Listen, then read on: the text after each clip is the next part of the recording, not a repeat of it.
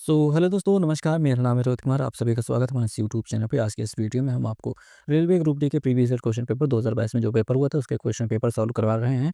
Math, reasoning और थोड़ा बहुत साइंस के ऐसे क्वेश्चन आपको बता रहे हैं जो भी मतलब ठीक-ठाक लग रहे हैं हमें। तो प्रश्न संख्या 51 पहुँच चुके हैं। ये एक सेट चल रहा है, इसमें ये दूसरा वीडियो रहने वाला है और उसमें ये पूरा मतलब देखेंगे, प्रयास करेंगे खत्म हो जाए।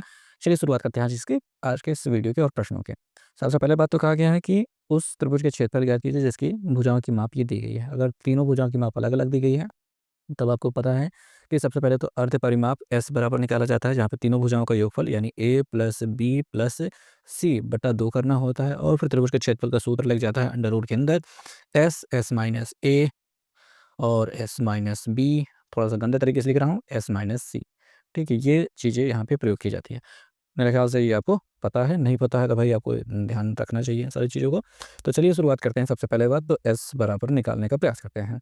तो 42, 36 और 34 को हम डायरेक्ट जोड़ देंगे और 2 से भाग करेंगे। देखिए, यहाँ पे 4, 6, 4, 10, 2, 12, 2 यहाँ से लगे 1 हो रहा है, 3, 3, 6, 6, 4, 10, 1, 11 इतना मिल रहा है, बटे 2 कर देंगे। 2 पंचे 10, 2 छीन 12 यानी 56 मिल चुका है, हमें 56 मिल चुका है। ठीक? अब फ़ॉर्मूला लगा देंगे त्रिभुज के क्षेत्रफल वाला।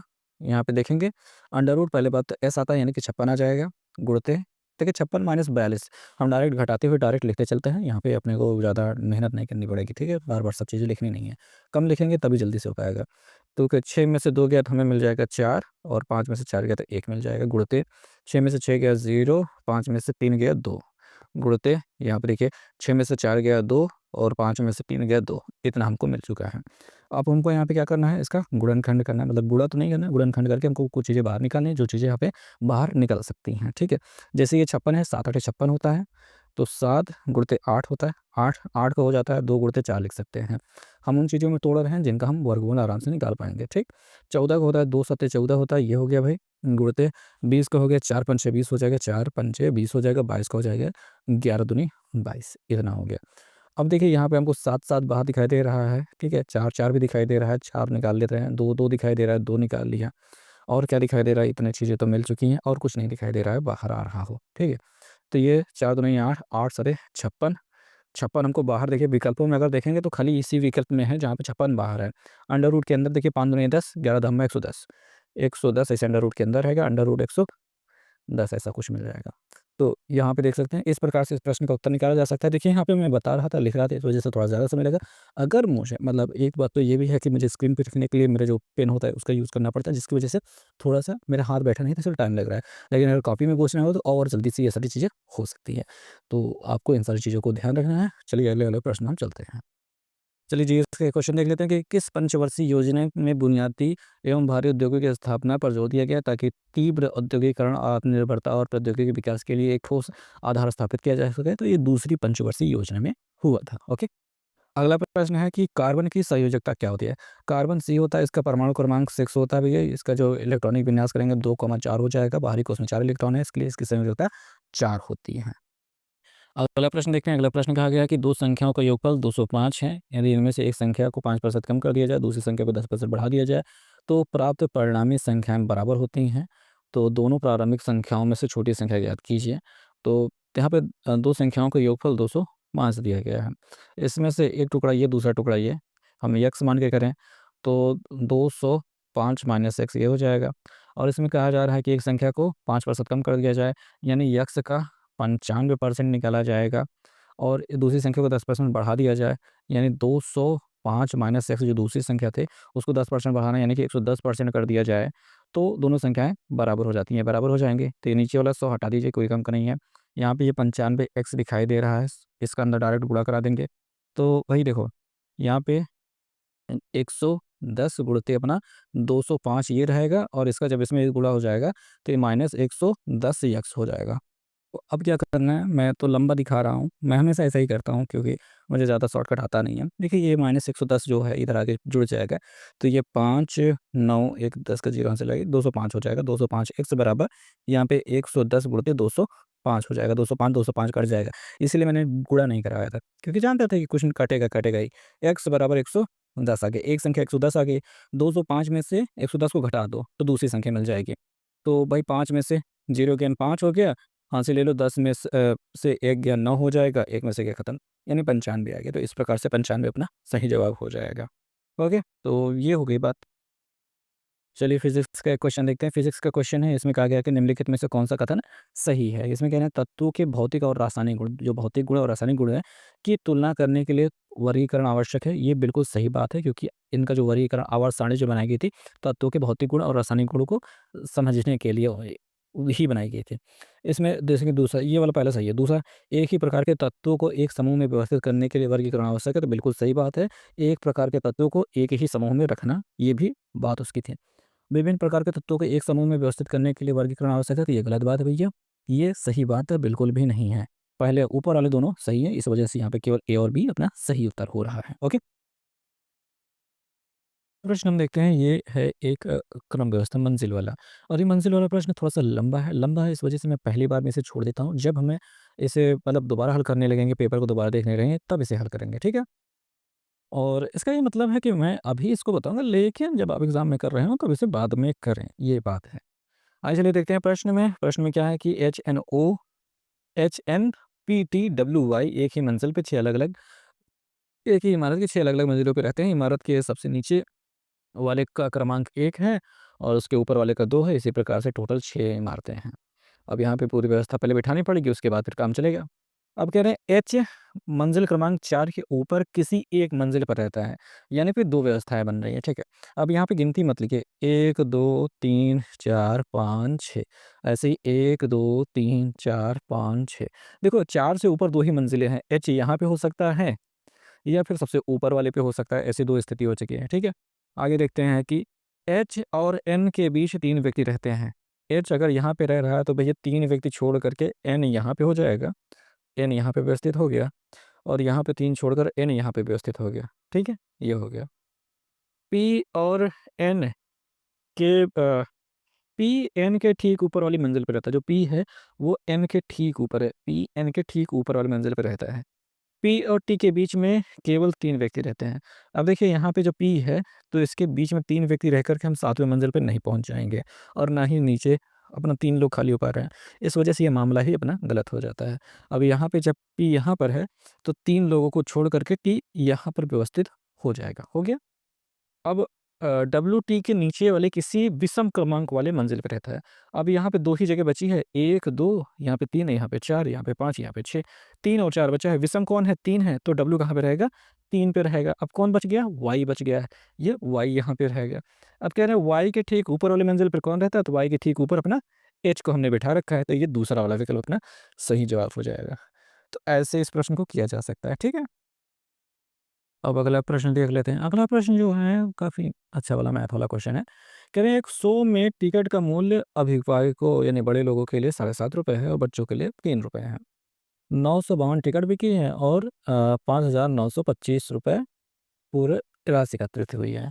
अब यहाँ पे बच्चों के टिकटों की संख्या बतानी है। देखो अगर बड़ों के टिकटों की संख्या x मान लो और बच्चों के टिकटों की संख्या y मान लो, तो इन दोनों का योगफल कितना हो गया? 952 हो गया, ठीक है।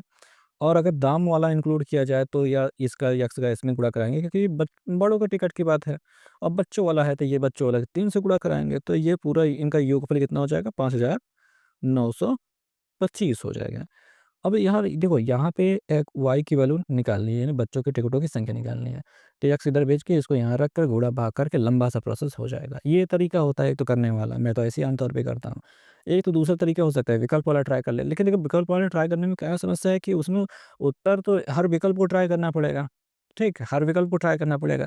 जैसे कि बच्चों की टिकटों की संख्या पूछी जा रही है, तो बच्चों की टिकटों का मूल्य है ₹3, ये संख्या है 700 270, इसका इसमें गुणा कराओ जितना रुपए मिले, जैसे कि 27 तियां 81 होता है, ₹810 ये मिल गया, ठीक।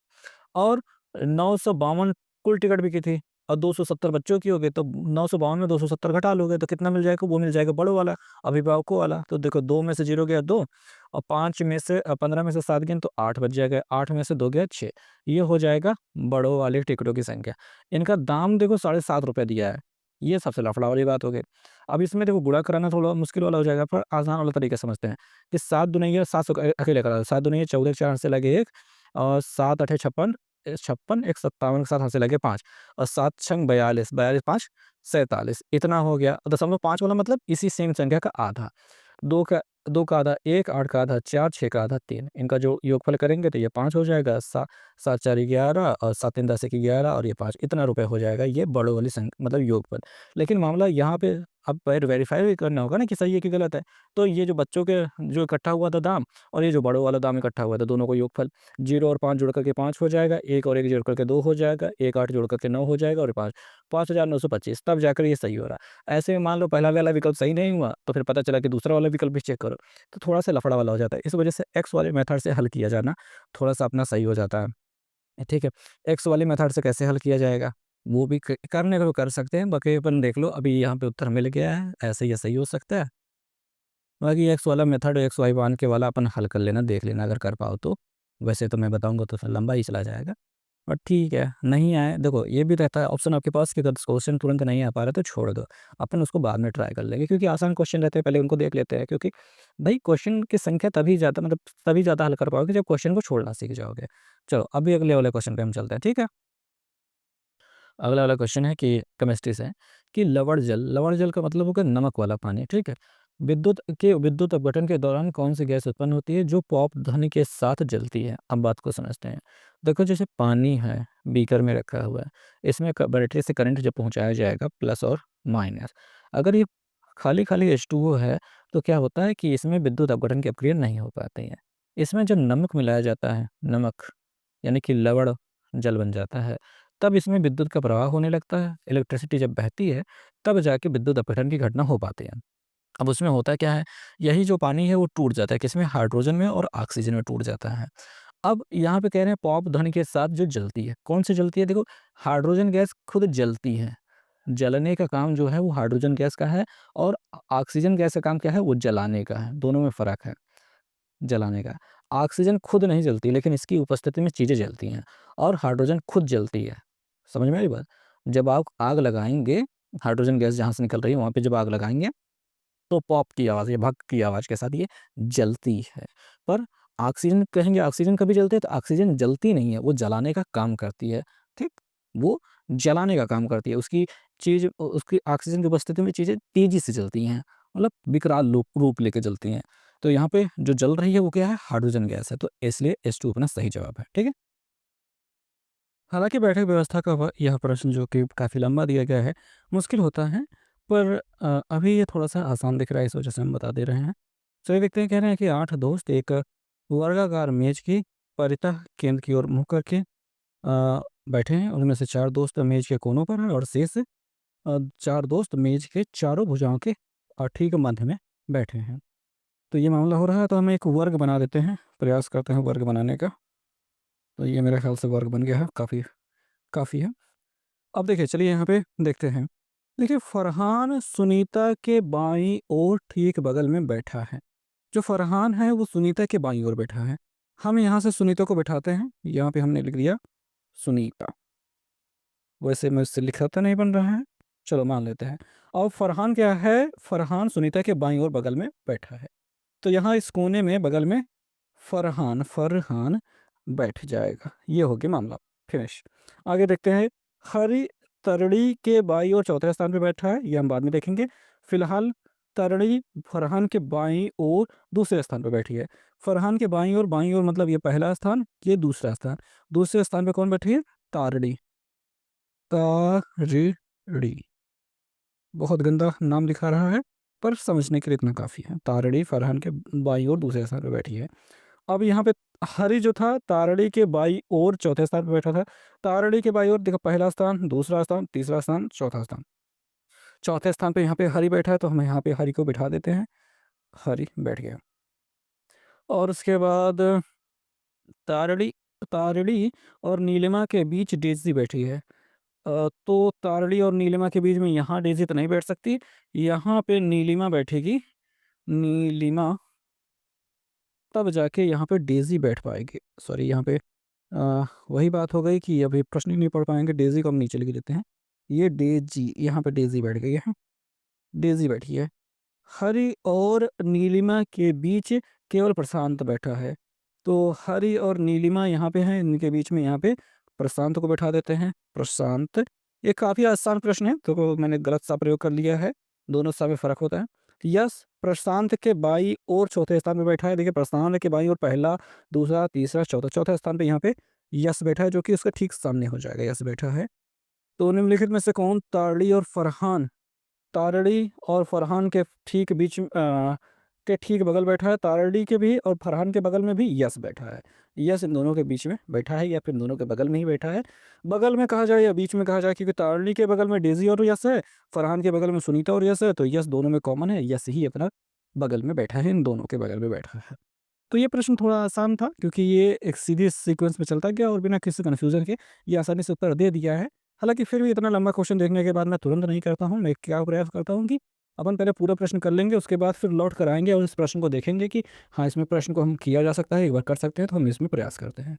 आपसे भी हम यही निवेदन करेंगे कि आप बड़े और मुश्किल प्रश्नों को पहली बार में करने का प्रयास ना करें, क्योंकि इसमें समय बर्बाद होता है और आपका पेपर खराब होता है। अगला प्रश्न देखते हैं, गणित का प्रश्न है। इसमें कहा गया है कि कमल विष्णु का पिता है। उनकी वर्तमान आयु का योग 60 वर्ष है। 6 वर्ष पूर्व कमल की आयु, जो पिता है उसकी आयु, विष्णु की तात्कालिक आयु यानी विष्णु की उस समय की आयु की 5 गुनी थी, यानी कि जो पिता है वो पुत्र का 5 गुना था। तो विष्णु विष्णु मतलब बेटे की वर्तमान आयु बतानी है वर्षों में। अब इसमें विकल्प ट्राई किया जा सकता है, लेकिन वही बात है कि हर विकल्प को ट्राई करते-करते हर चीज़ों को बिठाते-बिठाते समय लग सकता है, पर अपन यक्स मान के करते हैं। देखिए इसमें एक चीज़ कहा जा रहा है कि 6 वर्ष पूर्व कमल की आयु, जो पिता है वो पुत्र का 5 गुना था। मान लेते हैं पिता क्या है, जो कमल है वो एक्स है, और नहीं सॉरी पुत्र एक्स है, तो पिता उसका 5 गुना 5 एक्स होगा। ये 6 साल पहले वाली बात है। अभी 6 साल बाद मामला क्या हो जाएगा, पुत्र जो है वो भी 6 साल बड़ा हो चुका है, और जो पिता है वो भी 5 एक्स था पहले, अब वो भी 6 साल बड़ा हो चुका है। वर्तमान में आयु योगफल 60 वर्ष है, तो जोड़ दीजिए, बराबर कर लीजिए 60 के। 5 एक्स और 1 एक्स जुड़ करके 6 एक्स हो जाएँगे, और ये 6 मिलकर 12 होता है, इसमें से जाके घटा दिया जाएगा। तो भाई अगर इसमें से 12 घटा दिया जाएगा, 10 में से 2 गए तो 8 बचेगा, और 5 में से 1 गए तो 4 बचेगा। 6 आठे 48, यानी एक्स बराबर कितना हो जाएगा 8। अब एक्स यानी पुत्र की आयु 8 साल हो गई। लेकिन यहाँ पे हमने एक बात, यही अपना ध्यान देने वाली बात है कि हमने इस तात्कालिक का मतलब 5-6 साल पहले वाला मामला को हमने माना था, और बहुत अच्छी बात ये है कि विकल्प में 8 साल नहीं दिया गया है। तब आप आराम से जोड़ेंगे कि 6 साल बाद कितना होगा, 8 6 14, तो 14 साल अब उम्र हो जाएँगे। तो इसको बहुत अच्छी बात है, इस प्रश्न में ये ख़ास बात है कि अपन यक्स मानने वालों को बहुत अच्छे से इसने दिया हुआ है। बाकी विकल्प से भी ट्राई कर सकते हो, वो भी काम हो जाएगा। तो दिमाग लगाना होता है, कैसे-कैसे आप दिमाग लगा पाते हो, वही सब आपके समझने वाली बात होती है। ओके? एक और प्रश्न है, ये देखते हैं। इस प्रश्न में जो भी चीज़ें हैं, वो पहले मैंने सीखी हैं, क्योंकि मुझे पता नहीं था भाई कि ये होता कैसे है। तो पहले सीखा है, फिर आपको यहाँ पे इसको सॉल्यूशन मैं बता रहा हूँ। तो प्रश्न है कि एक रेलगाड़ी 6 बजे स्टेशन एम से प्रस्थान करती है। देखो भैया यहाँ पे एक स्टेशन है एम, दूसरा यहाँ पे स्टेशन है एन। तो यहाँ से एक ट्रेन निकली है, वो 6 बजे सुबह की निकली है। 6 एएम का मतलब 6 बजे सुबह निकली है, ठीक है? और उसके बाद वो उसी दिन दोपहर में 2 बजे, 2 पीएम मतलब दोपहर में 2 बजे वहाँ पहुँची है। तो छः-छः 12, 6 घंटा इधर, 2 बजे पहुँची, यानी टोटल 8 घंटे का समय उसे लग गया है यहाँ से वहाँ पहुँचने में। दूसरे स्टेशन पे पहुँच गई है, और रेलगाड़ी बी 8 बजे एन से प्रारंभ करती है। यहाँ पे ये 6 बजे से निकली है, ये 8 बजे निकलती है, और 3 बजे स्टेशन एम पर पहुँच जाती है। तो यहाँ से देखिए 8 4 12 4 इधर 3 इधर 4 3 7 घंटे का समय इसको लगा है। तो इसमें हो गया कि ए और बी के मिलने का समय ज्ञात कीजिए। यहाँ पे दोनों कब मिलेंगे ये हमको बताना है। तो सिचुएशन आपने समझ ली है। अब सिचुएशन जब समझ ली है तो बात को आगे बढ़ा लेते हैं। आगे क्या मामला हो रहा है, कैसे हो रहा है वो हम देखते हैं, ठीक? तो होना ये है कि यहाँ से देखो देखो पहली स्थिति जो अपना है कि कुल दूरी तो मान लो एक्स एक्स किलोमीटर की कुल डिस्टेंस हो गई, और पहली ट्रेन जो चलती है उसका समय लग गया है 8 घंटे का, अभी हमने कैलकुलेट किया है। दूसरी ट्रेन का लग गया है 7 घंटे, अभी हमने कैलकुलेट किया है। देखो अगर हम पहले वाले की चाल देखें तो चाल बराबर हो जाएगा दूरी बटा समय। तो दूरी कितना हो गया, एक्स बटा समय 8, और दूसरे वाले की जो चाल हम निकालेंगे वो निकल जाएगा एक्स बटा 7। समय कितना है, 7 घंटे लग रहे हैं। अब जो पहली ट्रेन है वो पहले चलती है, ठीक? पहली ट्रेन पहले चलती है, दूसरी ट्रेन उसके दो, देखिए पहली ट्रेन चलती है 6 घंटे 6 बजे, दूसरी ट्रेन चलती है 8 बजे। तो इसमें 2 घंटे का फ़र्क हो जाता है। क्या फ़र्क हो जाता है? 2 घंटे का।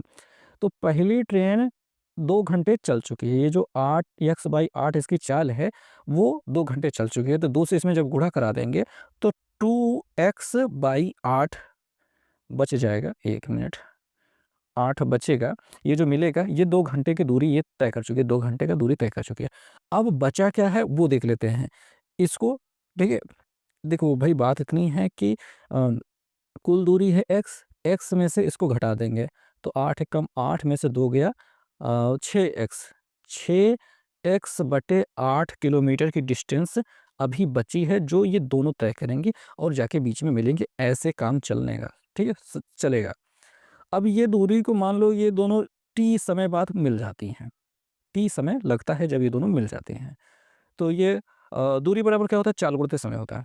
चाल, चाल पहले वाले की चाल क्या थी, x/8 थी, वो लगा रही है t समय जब वो एक दूसरे से मिल जाते हैं, प्लस x/7 है दूसरे वाले की चाल, वो भी t समय लगाती है, तब जाके ये दोनों एक दूसरे से मिल जाते हैं।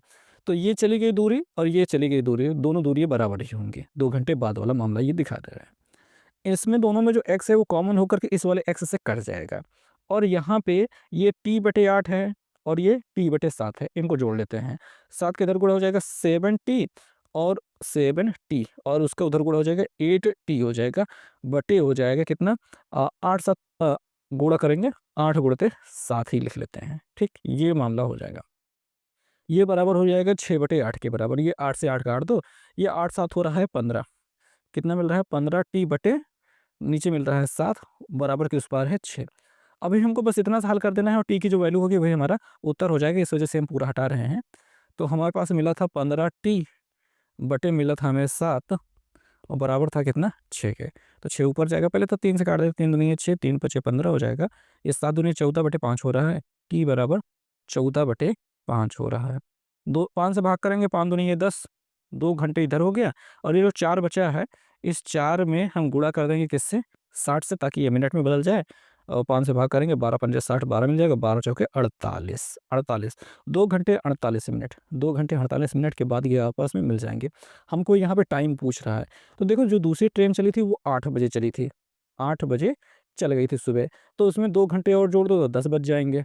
ठीक है, 10 बज जाएंगे, और ये 48 मिनट और जोड़ दोगे तो 10:48 पे ये दोनों एक दूसरे से मिल जाएंगे। अब देखिए, इस प्रश्न को और आसान तरीके से लोग बताते होंगे, पर अपने पास जितना तरीका समझ में आए उस हिसाब से मैंने आपको बता दिया है।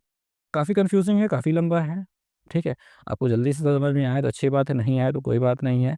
आप इस पे ट्राई कीजिए और करने का प्रयास कीजिए तो हो जाएगा ये। बट कम से कम ये है कि वीडियो बनाने के चक्कर में मुझे कम से कम ये वाला क्वेश्चन तो समझ में आ गया कि मुझे आगे जब ये क्वेश्चन मिलेगा तो कैसे करना है।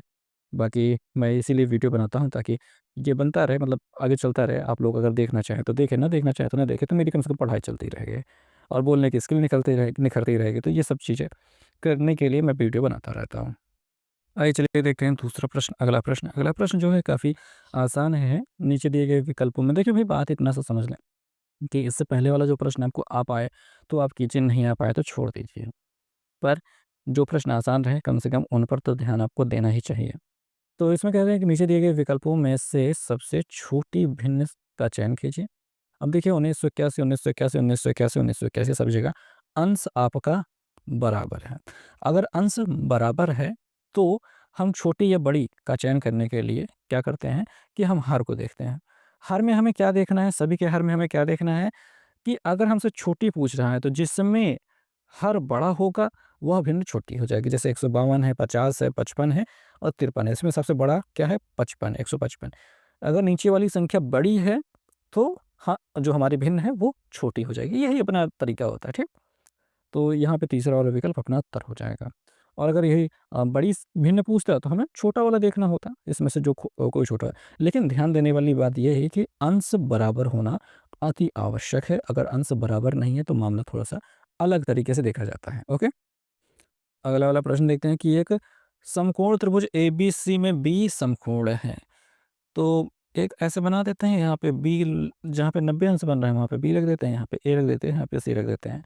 यहाँ पे tan a बराबर 1/√3 दिया है, तो अच्छी बात है। तो इसमें तो इसका मान ज्ञात करने को कह रहा है। अब tan a यहाँ से देखने पर tan a, ये tan का बराबर क्या होता है, देखो लाल बटे कक्का लिख लेते हैं, लाल बटे कक्का, ठीक है। tan बराबर होता है लंब बटे आधार। ये आपका एक जो है लंब हो गया, आधार अंडर रूट 3 हो गया। एक का वर्ग करने पर 1 मिलता है, अंडर रूट 3 का वर्ग करने पर 3 मिलता है, दोनों को जोड़ने पर 4 मिलता है। 4 का वर्गमूल कितना होता है? 2। यहाँ पे आना चाहिए हमारा 2, तो जहाँ पे 2 आना चाहिए वहाँ पे हमने 2 लिख दिया है। अब ये एक बड़ी सी चीज़ दी गई है, इसकी वैल्यू हमें निकालनी है। तो इसमें साइन ए दिया गया है। देखो साइन साइन बराबर होता है लंब बटे कर्ण। ए यहाँ पे ए लिखा है, मतलब ए से देखना है। तो लंब ये हो गया, कर्ण ये हो गया, 1/2। कॉस सी, कॉस बराबर होता है आधार बटे कर्ण, आधार बटे कर्ण। लेकिन हमको सी से देखना है, यहाँ से देखना है सी से। आधार ये हो गया और कर्ण ये हो गया, 1/2 गुणित 1/2 हो जाएगा। प्लस अब यहाँ पे कॉस ए यानी यहाँ से देखना है, अब ए से देखना है। कॉस का मतलब होता है आधार बटे कर्ण। आधार क्या है? अंडर रूट 3, कर्ण क्या है? 2। अंडर रूट 3/2 गुणते, और साइन सी कहा जा रहा है, यहाँ से देखना है। साइन बराबर होता है, यहाँ सी से देखने पर लंब अंडर रूट 3 हो जाएगा, कर्ण 2 हो जाएगा, अंडर रूट 3/2। अब आप कहेंगे कि ये लंब कर्ण मुझे समझ में नहीं आ रहा। हाँ, जाहिर सी बात है, काफ़ी मुश्किल हो जाता है इसको समझ पाना। ठीक, तो इसके लिए एक और फॉर्मूला होता है, sign A cos C plus cos A sign सी बराबर क्या होता है? ये हो जाता है ए प्लस सॉरी साइन ए प्लस बी की वैल्यू भी होती है, मतलब ए प्लस सी की वैल्यू आप कह सकते हैं। ठीक, ये भी कह सकते हैं। लेकिन यहाँ से मामला यही हो जाता है कि सी और ए की वैल्यू नहीं पता, तो यहाँ पे मामला ये वाला बन नहीं पाएगा। तो हमको ऐसे ही करना पड़ेगा, लंबा आधार हमको पता करना ही होगा, याद रखना होगा। देखो अगर ए से कह रहा है तो कर्ण तो हमेशा यही वाला रहेगा, या सी से कहा जाए तो भी कर्ण हमेशा यही रहेगा। ए अगर यहाँ से कह रहा है, जैसे साइन ए कह रहा है, तो इसके साथ लगा हुआ आधार सामने वाला लंब, आधार लंब कर्ण हमेशा यही रहेगा। सी से देखा जाए तो आधार ये वाला, कर्ण हमेशा यही रहेगा, सामने वाला लंब हो जाएगा। देखिए जहाँ पे 90 बना होता है, 90 के सामने वाला हमेशा कर्ण रहता है, यही मामला रहता है। चलो यहाँ पे एक गुणित 2 दूनी 4 हो जाएगा, प्लस यहाँ पे अंडर रूट 3 का गुणा करेंगे तो 3 मिल जाएगा, बटे 4 हो जाएगा। नीचे वाला अगर आधार बराबर है तो 3 एक 4/4 बराबर क्या हो जाएगा? 1। तो पहला वाला विकल्प अपना सही जवाब हो जाएगा। ठीक है, चलो अगला प्रश्न देखते हैं। अगला प्रश्न रीजनिंग से है। रीजनिंग में कह रहा है कि आज सोमवार 22 जनवरी 2020 है, तो 100 दिन बाद कौन सी तिथि और दिन होगा? दिन और तिथि दोनों बतानी है। तो सबसे पहले तो हम दिन निकाल लेते हैं। अगर 100 दिन कह रहे हैं तो सप्ताह में 7 दिन होते हैं, 7 से भाग कर लो। 7 एकम 7 बचेगा 3, 0। 7 चौके 28, कितना बचेगा? शेषफल 2। हमें 2 से मतलब है, किससे मतलब है? 2 से। तो सोमवार में 2 हमें जोड़ देना है। सोमवार में 1 जोड़ दिया, मंगलवार 2 जोड़ दिया, तो बुधवार हो गया। तो गुरुवार सोमवार वाला तो गलत हो गया, ये बुधवार वाला अपने दोनों उत्तर सही रहेंगे। अच्छा दोनों में तो दोनों तो सही हो नहीं पाएंगे, तो एक सही होगा। तो 100 देखो, अब जनवरी है, 2020 चल रहा है, 2020 4 से कट जाता है, इसका ये मतलब होता है कि फरवरी रहेगी 29 की। ठीक है, लेकिन जनवरी में भाई कितने दिन बाकी हैं? भाई 31 की जनवरी होती है, तो 22 के बाद घटा लो भाई, देख लो।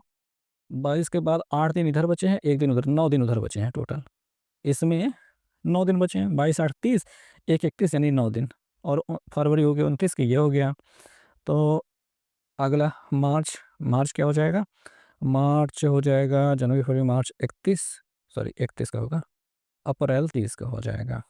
और ये दोनों मई के महीने हैं, मई के महीने चल रहे हैं, देख ले दोनों बुधवार में मई के महीने चल रहे हैं। तो जनवरी फरवरी मार्च अप्रैल मई, मई आ जाएगा। अब इसमें कितना दिन बाकी रह गया? बस वही से 1 और 2 तारीख का अपना कैलकुलेशन हो जाएगा, पहले जोड़ लेते हैं। तो यार 29, उसमें से ये 1 ले लेते हैं, 30 30 30 60 30 90 90 9 99 99 दिन इधर बीत गए हैं, 1 दिन और बाकी है जो 1 मई को चला जाएगा। इस वजह से ये अपना दूसरा विकल्प सही हो जाएगा। ठीक, अगला प्रश्न देखते हैं जो कि केमिस्ट्री का है। कह रहे हैं कार्बन के बारे में निम्न में से कौन सा कथन सही है, सत्य है? कार्बन एक उत्कृष्ट गैस, नोबल गैस है। तो भाई कार्बन जो होता है, कोयला, कोयला जो जानते हैं ना आप, कोयला, कोयला होता है, कार्बन सी होता है, इससे ग्रेफाइट, ये ग्रेफाइट भी होता है, हीरा भी होता है, और मतलब यही सारी चीज़ें होती हैं। तो ये गैस तो बिल्कुल भी नहीं है। ठीक है, उपधातु, ये उपधातु भी नहीं है। धातु, कार्बन धातु भी नहीं है। अधातु, अधातु ये है। कार्बन प्रकृति में एक अधातु है, तो ये अपना सही जवाब है। ठीक, चलिए अगला प्रश्न देखते हैं। अगला प्रश्न है कि दिए गए कथन पर विचार करके बताएं कि नई दी गई धारणाओं में कौन सा कथन में निहित है, कौन सा नहीं है। कथन है कि सर्दियों के समय में रात के समय आसमान बहुत साफ रहता है। सर्दियों के दौरान रात में आसमान बहुत साफ रहता है। सर्दियों के महीने में सूर्य जल्दी अस्त होता है। देखो भैया, यहाँ पे सूर्य से रिलेटेड तो ऊपर बात हो नहीं रही है, तो इसका क्या मतलब हो सकता है? कोई मतलब नहीं होता। सर्दी के मौसम में वर्षा भी हो सकती है। अच्छा यार, ये भी तो यहाँ पे दोनों इसमें मतलब ये भी वर्षा वाला भी मामला ऊपर नहीं रह रहा है। हमें अपने इसमें से कीवर्ड पकड़ना है, कीवर्ड जैसा सूर्य का ऊपर कोई ज़िक्र नहीं है, वर्षा का भी ऊपर कोई ज़िक्र नहीं है। यहाँ पे आसमान बहुत साफ़ रहने का ज़िक्र है, यहाँ पे आसमान की कोई चर्चा ही नहीं हो रही है। तो इस वजह से हम कह सकते हैं ना तो एक धारणा निहित है, ना ही 2 निहित है। ना तो 1 ना ही 2 इसमें निहित है। तो दोस्तों अगला प्रश्न देखते हैं, रीज़निंग का प्रश्न है। देखिए इसमें ये देखिए रेलवे का यही नियम है, ये इतना लंबा-सा ये ऐसे प्रकार के प्रश्नों में बताता है। ठीक है? इसमें कुल मिला के मामला ये होता है कि ये दोनों देखना होता है, इन दोनों से चारों में कौन मिल रहा है यही बताना होता है। बस इतना सा बात है, इसी पे हम ध्यान देंगे। तो देखो यार 4 से 11 कैसे बन रहा है? तो 4 दूनी कितना होता है? 8 होता है। 8 में कितना जोड़ दिया? 8 3 11 हो गया है। ऐसे 3 दूनिया क्या होता है? 6 होता है, उसमें कितना जोड़ दिया 3 तो 9 हो गया। ऐसे ही विकल्पों में देखिए 4 4 2 दूनिया 4, 4 3 कितना होता है? 7। ये पहला वाला विकल्प तो नहीं बन रहा है। अब देखिए 6 दूनिया 12, 12 3 15 ये बन रहा है। और 7 दूनिया 14, 14 3 17 ये भी नहीं बन रहा है। और 5 दूनिया 10, 10 3 13 यानी ये वाला भी बन रहा है। तो 2 बन रहा है। अब हमें आगे भी चेक करना होगा, ठीक है? अभी इतना ही अकेले चेक हुआ, अभी 11 से 31 कैसे आ रहा है? तो 11 दूनी 22, 11 दूनी 22, 11 तियाएँ 33। 11 में हम गुणा कर देंगे 3 से तो 33 मिल जाएगा, उसमें से 2 घटा दो तो 31 मिल जा रहा है। ऐसे ही 9 में गुणा कर दो 3 से, 9 त्रिक 27 हो जाएगा, 27 में से 2 घटा दो तो क्या मिल जाएगा? 27 में 2 घटाने पर 25 मिल जाएगा। ये हो रहा है भाई, मामला सही चल रहा है। ऐसे ही 15 दूनी 30 तिया 45। 15 में हमको भी 3 से गुणा करना होगा, 45 मिल गया। 45 में 2 घटाने पर क्या हमको मिल रहा है? 43। तो 43 मिल रहा है, यानी ये वाला सही है। इधर वाला तो चेक करना बाकी है ना, कि पता चला कि हम इतना मान लिए ये सही हो गया, ये वाला तो गलत। 13 तिया क्या हो जाता है? 13 तिया 39 हो जाता है, उसमें से 2 घटाएँगे तो क्या मिल जाएगा? 37 मिल जाएगा, तो यहाँ पे 37 तो आया नहीं। तो इस वजह से दूसरा वाला विकल्प अपना सही जवाब है। अगला प्रश्न देखते हैं, अगला प्रश्न केमिस्ट्री का है कि अवक्षेपण अपक्रिया का मतलब जब भई बात क्या होती है, एक विलयन होता है, इसमें कुछ घोल होता है, इसमें दूसरा घोल जब मिला देते हैं, तो वो अवक्षेप बनता है। अवक्षेप क्या है? सफ़ेद, भूरे रंग का कोई भी अवक्षेप बन कर के नीचे बैठ जाएगा, उसी चीज़ को अवक्षेपण अपक्रिया कहते हैं। तो क्या ये रेडॉक्स अपक्रिया होती है? रेडॉक्स में ऑक्सीकरण और अपचयन दोनों होती है, तो ये नहीं होती है भैया। संयोजन अपक्रिया, देखिए इसमें जुड़ता तो है, लेकिन देखिए इसमें जुड़कर अवक्षेप बनता तो है, लेकिन संयोजन अपक्रिया में क्या होता है, जैसे कार्बन और ऑक्सीजन जुड़ करके बना रहे हैं, इसको संयोजन कहते हैं। और ये उसमें तो नहीं चलती है, मतलब ये अवक्षेपण अपक्रिया संयोजन में नहीं होती है। द्विविस्थापन अपक्रिया, तो भाई ये द्विविस्थापन अपक्रिया होते हैं, इसमें कुछ अलग विलयन होता है, इसमें कुछ अलग विलयन होता है। तो इसको जब मिलाते हैं तो इसका उसके साथ जुड़ जाता है, उसका उसके साथ जुड़ जाता है, तब जाके अवक्षेप बन जाता है। तो ये द्विविस्थापन अपक्रिया होती है, इसमें इसका उसके साथ जुड़ना, उसका इसके, इसकी टोपी उसके सर जब होता है तो द्विविस्थापन अपक्रिया होती है। और उसी में हर एक में अवक्षेपण नहीं होता, किसी खास में ही अवक्षेपण अपक्रिया होती है। अपघटन अपक्रिया जैसे NaCl होता है, नमक, जिसका आपने टूट जाना, ये अपघटन होता है, तो ये इसमें अवक्षेप तो नहीं बनता है। तो द्विविस्थापन अपक्रिया में ही मतलब ऐसा अवक्षेपण अपक्रियाएँ आती हैं। ओके? सो दोस्तों अगला क्वेश्चन देखते हैं। अगला क्वेश्चन अपना मैथ का क्वेश्चन है। इसमें कह रहे हैं कि देखिए पहले ब्रैकेट वाला हल कर लेते हैं, फिर अपना बाकी सब चलता रहेगा। जैसे कि 11 और 3 जोड़ के, 3 और 11 जोड़ करके हो जाता है 14, और गुणित अपना 4 है, भागे भागे है तो हम इसे बटे के निशान में दोनों 4 के अकेले बटे में लिख सकते थे, या फिर 14 और गुणित 4 के भी बटे में लिख सकते हैं, कोई समस्या नहीं होती। 4 1 7 होता है, और -21 ऐसे रहेगा। 21 का अपना अलग ही रिश्ता चलेगा, उसका अलग दूर रहेगा। इसमें 7 दूनी 14, 2 मिल जाएगा, 4 दूनी 8 हो जाएगा। 8 में से 21 घटाना है, तो 21 में से 8 घटाने वाला मामला ही हो जाएगा, ठीक है। 11 में से 8 गए तो 3, 1 बचेगा 13, -13 हो जाएगा। तो -13 अपना सही जवाब होगा। प्रश्न देखते हैं जो कि रीज़निंग का एक बहुत ही मुश्किल और लंबा प्रश्न है। कारण ये है कि देखो प्रश्न तो बहुत आसान है, प्रश्न बहुत आसान है, लेकिन इसमें इतनी शर्तें दी गई हैं कि आप शर्त पढ़ते-पढ़ते ही बेहोश हो जाते हो। तो सबसे पहला बात तो यही है कि इसे सबसे अंत में ही करना है, जब आपका पूरा पेपर समाप्त हो जाए तब जाकर इस पे ध्यान देना है। दूसरी बात ये है कि आइए चलिए देखते हैं। तो भैया यहाँ पे कह रहे हैं कि संख्याओं और प्रतीकों के एक समूह को नीचे दी गई तालिका और उसके बाद दिए गए शर्तों के अनुसार अक्षरों का उपयोग करके कोडबद्ध किया गया है। शर्तों के अनुसार कोड के सही संयोजन आपका उत्तर होगा। इसमें प्रतीक दिया गया है और उसके कोड अक्षर दिए गए हैं। इनको याद करने की कोई आवश्यकता नहीं है, ना ही पढ़ने की आवश्यकता है, आगे बढ़ने की आवश्यकता है। आगे बढ़ने की आवश्यकता कहाँ पे है? यहाँ पर है। यहाँ पे क्या पढ़ना है? शर्तें दी गई, 3 शर्तें दी गई, तीनों शर्तें लागू होंगी अपने-अपने हिसाब से, ठीक है? अब क्या करना है कि इसका कूट बताना है यानी कोड बताना है। समझ में आ रही बात? अब क्या समझना है देखो समझो, जैसे यहाँ पे डॉलर दिखाई दे रहा है, तो डॉलर का क्या होता है सिंबल? ए होता है। तो सिंपली ए यहाँ पे ऐसे ऐसे वाला चल सकता था, जबकि ये शर्तें ना दी गई होती तो।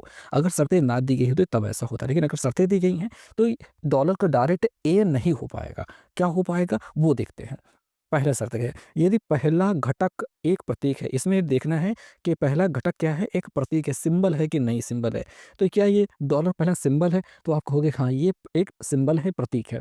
और अंतिम घटक एक संख्या है। क्या अंतिम घटक एक संख्या है? बिल्कुल, 4 आपका एक संख्या है।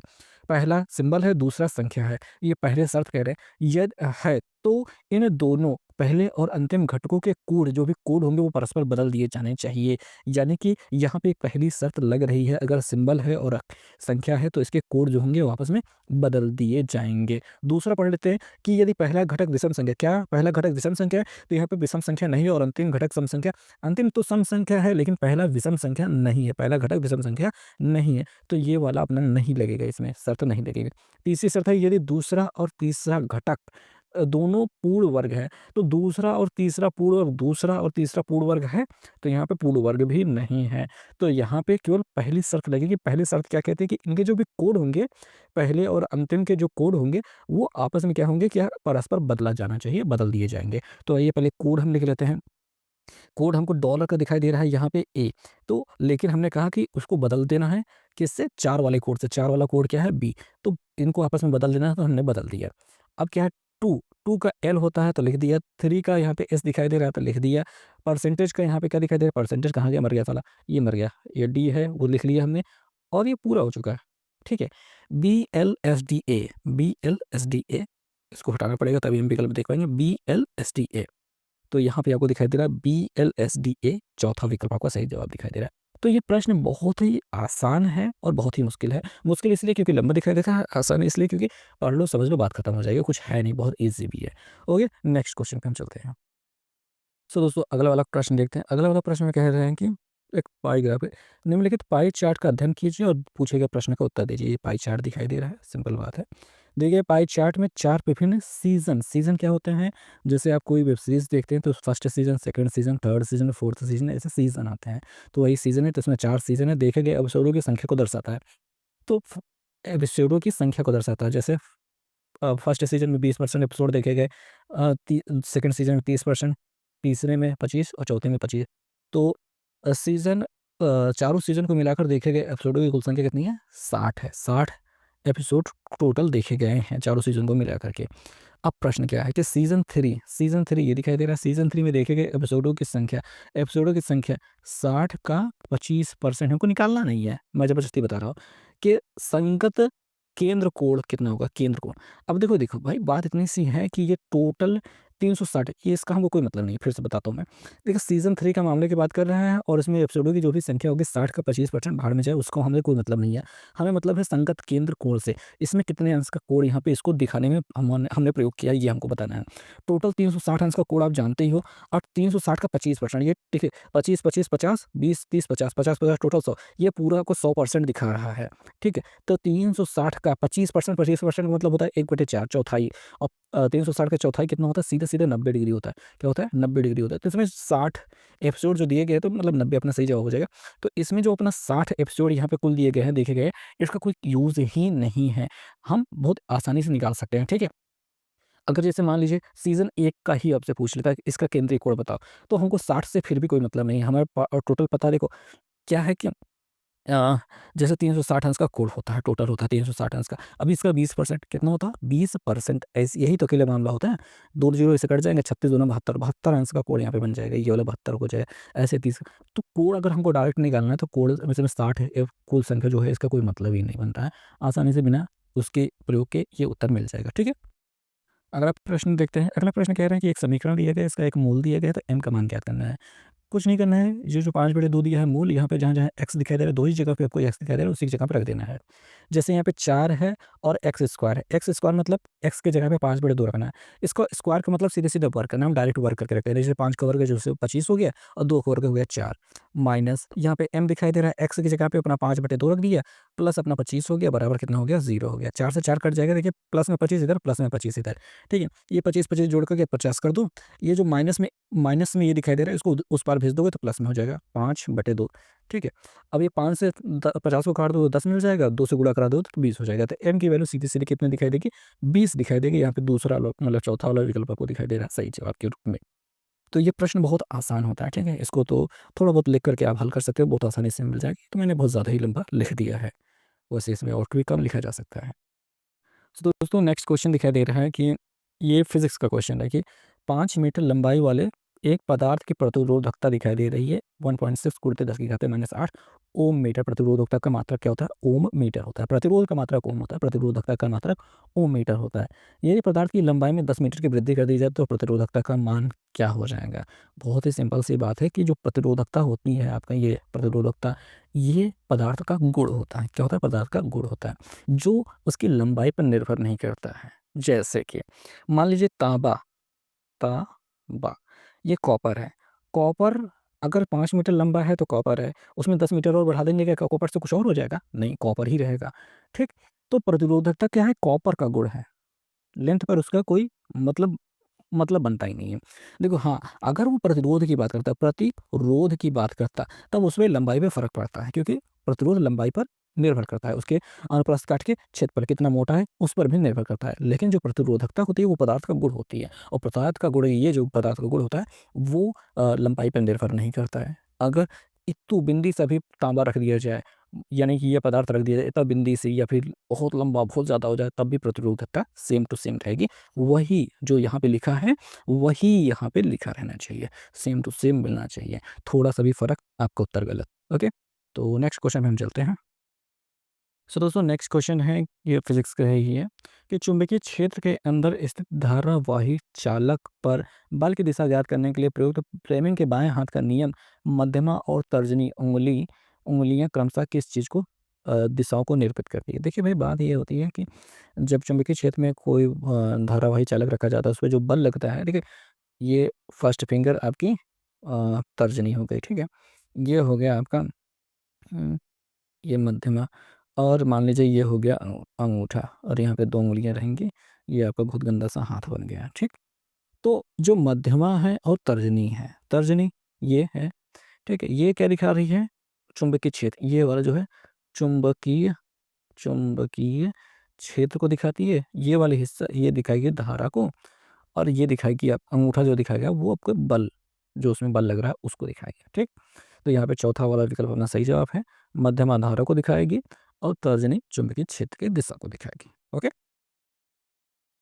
अगला प्रश्न है बायोलॉजी से कि एक वयस्क मनुष्य के मुख में केवल कितने कृंतक होते हैं? कृंतक मतलब कुतरने वाले दाँत।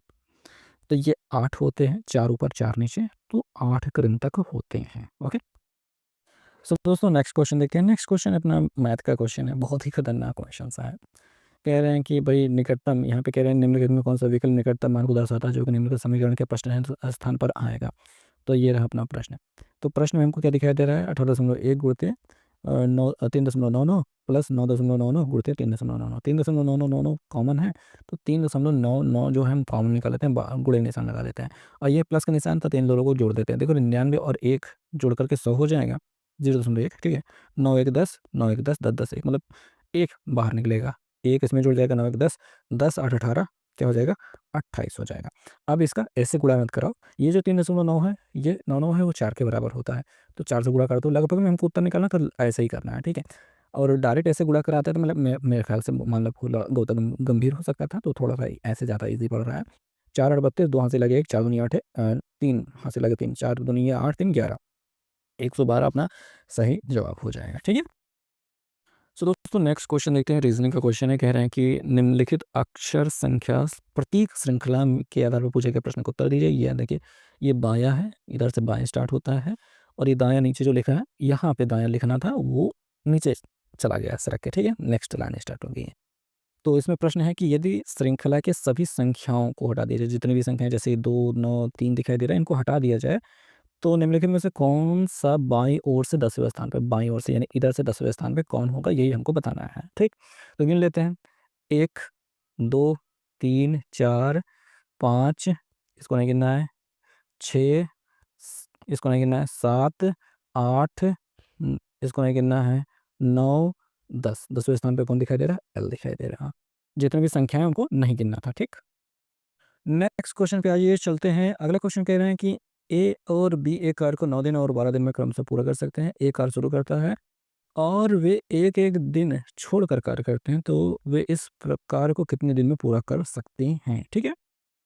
तो मामला कैसे फिनिश होगा, चलिए देखते हैं। देखो भाई, बात यह है कि जैसे कि ए काम करता है 9 दिन में और बी करता है अपना 12 दिन में। 12 और 9 का जो एलसीएम होगा वो कितना होगा, 9 चौक 36, 12 तिहाई 36, यानी कि 36 अपना एलसीएम हो जाएगा। अब ये 36 जो हमने लिखा है ये क्या है, हमारा कुल कार्य है, पूरा कार्य है। लेकिन 9 ए कितने मतलब ए एक दिन में कितने काम करता है, तो 9 चौक 36 यानी वो 4 काम। आप यूँ समझ लीजिए कि जैसे 36 टोटल सामान बनाने हैं, ए जाता है एक दिन में 4 काम 4 सामान बना देता है, और 12 तिहाई 36 माने बी जाता है तो अगले दिन 3 सामान बना देता है। इसमें प्रश्न में भी यही कहा है ना कि वो एक-एक दिन छोड़ कर कार्य करते हैं, यानी एक दिन बना ए जाता है काम करता है, फिर बी जाता है एक दिन, ऐसे ऐसे भी कर सकते हैं, या फिर दोनों साथ-साथ एक-एक दिन साथ-साथ पहुँचे एक दिन, इतना काम किया फिर छोड़ दिया अगले दिन, एक दिन छोड़ा फिर अगले दिन आए। तो ऐसे-ऐसे करके वो दिन मतलब एक-एक दिन गैप करके जा रहे हैं। तो ये मामला हो रहा है।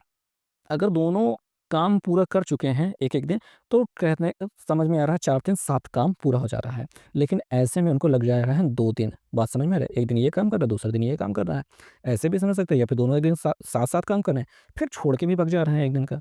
1 दिन का गैप ले रहे हैं तो 2 दिन लग जा रहा है। तो ये भी मामला हो रहा है। तो आप बस ये समझ लीजिए कि 36 टोटल काम है, वो 2 दिन में 7 काम निपटा पा रहे हैं दोनों लोग मिल कर के। तो 7 बचे 35, 7 बचे 35, 5 बार जा रहा है ना, तो 5 दूनी ये 10 दिन लग जाएगा।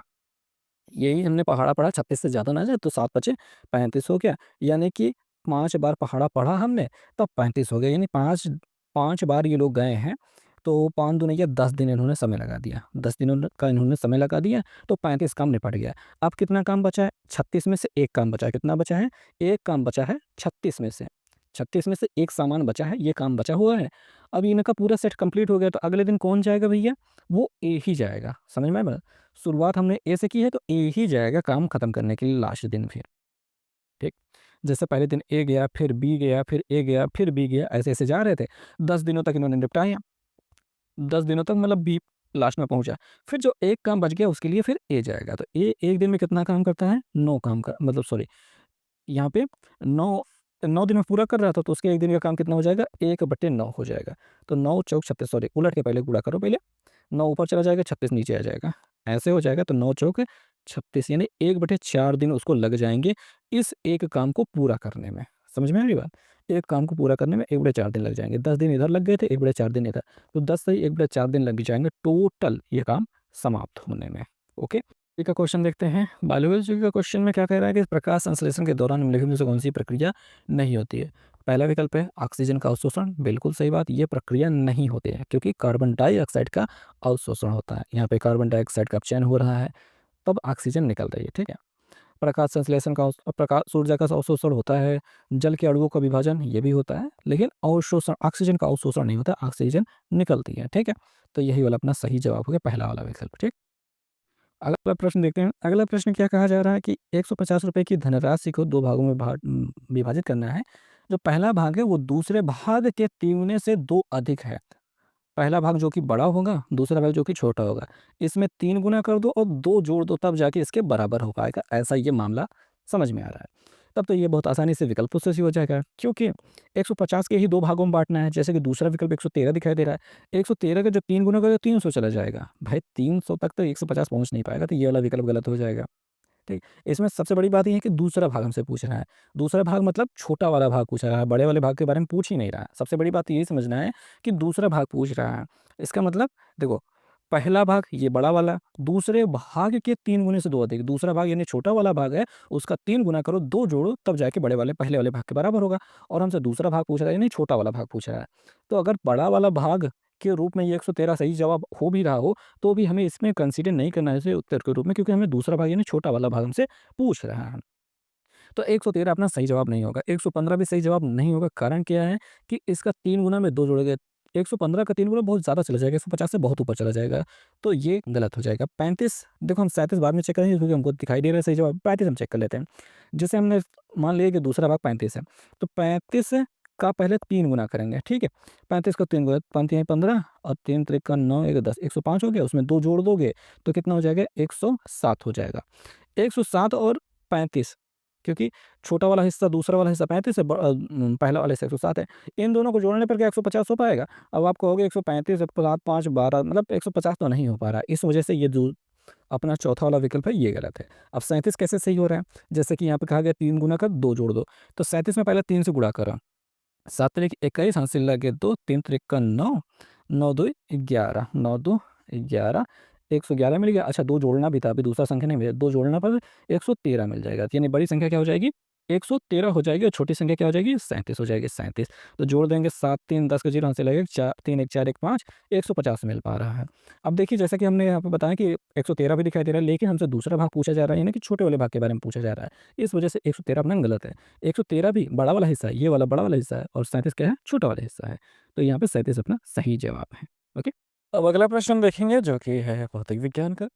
इसमें कहना है कि उत्तल दर्पण द्वारा निर्मित प्रतिबिंब के संबंधित आंकड़े नीचे दिए गए हैं।